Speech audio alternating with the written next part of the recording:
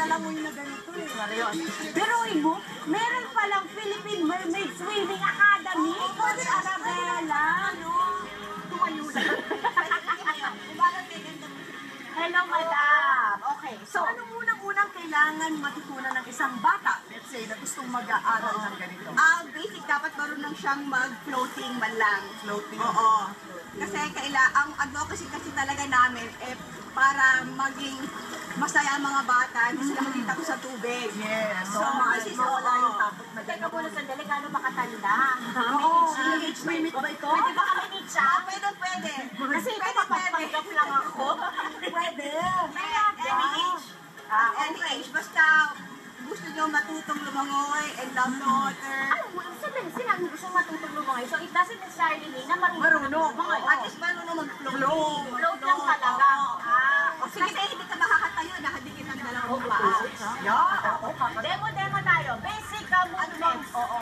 Kasama sila mga attend. Una muna, ano ba yung jackknife? Oo, ang jackknife ay yung paglubog ng katawan na may simpa. Para ito ay isang puwersa para umalilim ng tubig. Sige, paano So, yun? dapat medyo nasa malalim Pakita ka. mo, coach. I-demonstrate with mermaid pie. Mermaid pie, paano si jackknife?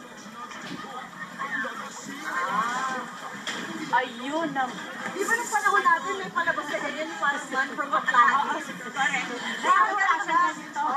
Actually, So parang ganun lang yung langoy. Ay, alam ko yan, kahit wala sa tubig, yan. Yung dolphin Very good. kick. Exactly yun ang po ang dolphin. Yun na yun! Kasi halusin mo parang dolphin. Mermaid kiss. Mermaid kiss. Mermaid kiss. Nasa ilalim ng tubig yun. Na nag-blow kisses ka lang. So, flying kiss. Oo, flying kiss lang yun. So parang pag lumalabas sa ilalim ng tubig, bubbles. Pero kailangan may smile.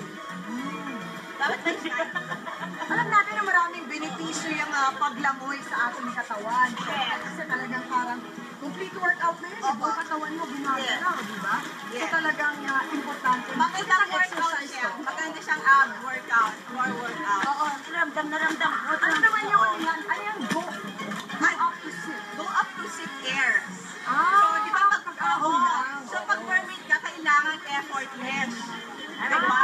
So hindi ka parang hindi ka Naaral.